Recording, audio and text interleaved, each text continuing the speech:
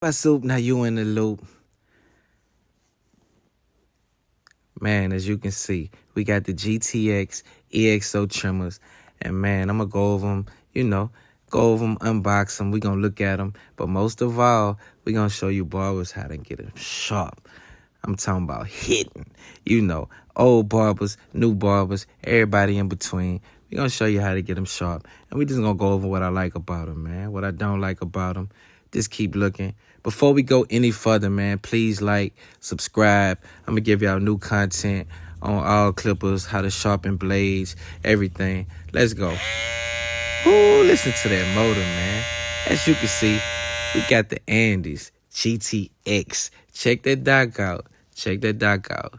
Yeah, that's real presidential. I'm loving that. I'm loving the dock. It's going to look good on your station. It's going to look good on the setup. It got the presidential gold blade. Anti-rust, anti-rust. So that should be big. T Outliners was my first trimmers that I ever used. So, the blade can rust a little bit, man. If you get them moist, it can rust a little bit. Check that mode out.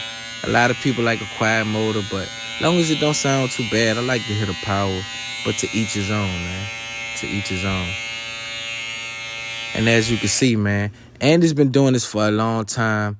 So this is the second edition into the Cordless trimmer campaign. I had the gray ones at first, so they work well too. I don't really use them too much these days, so they work well too, though, man. So this the moment everybody been waiting for. How can I get my trimmers hitting? How can I get them hitting? How can I get them sharp?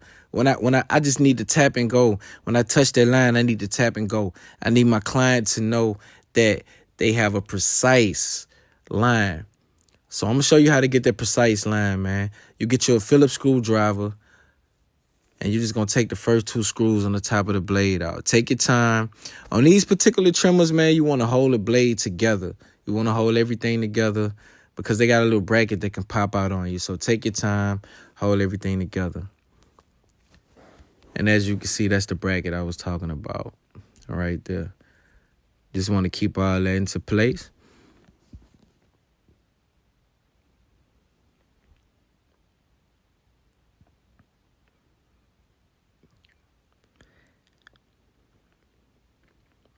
And when you take the blade off, before you touch anything, just look at the blade. Look at the blade, take your time. Only thing you want to move is these two screws that's pictured in the diagram. That's the only thing you want to touch, and you want to unscrew them just a half a turn. Don't unscrew them too much. If you get too carried away, they will come out.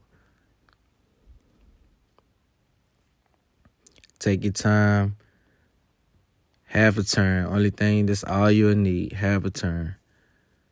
You want the moving blade moving. That's all you need. So as you can see, gonna take it a half a turn.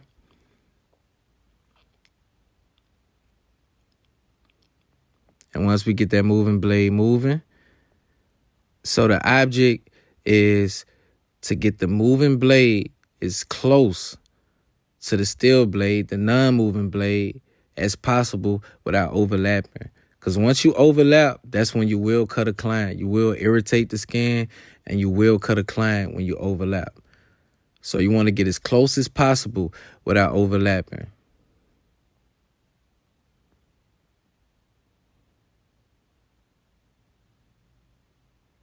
And you just get it to your liking, adjust it to your liking. Some people like it a hair back. Some people like it right on. Some people use the mirror to adjust it. Some people use the flat surface, the counter, to each his own. But I prefer to eyeball it. Sometimes when you put it right on a flat surface, it'll get too close and it will cut a client. So I prefer to eyeball it.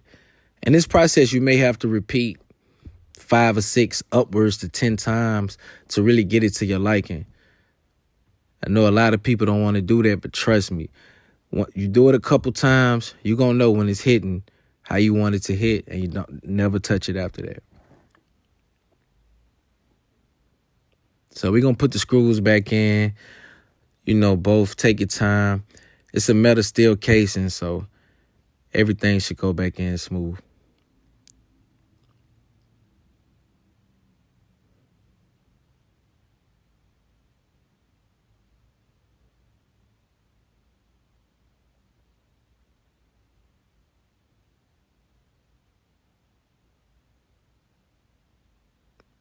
Take your time.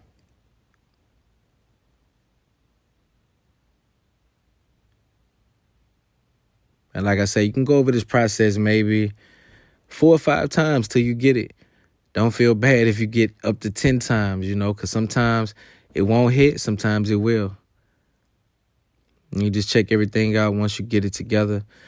And right here, man, what I'm just showing you is the different times that I adjust it and readjust it. And basically how the blade is looking every time. Small nuances like this can take your barbering game to the next level. Adjusting your trimmer could take your barbering game to the next level.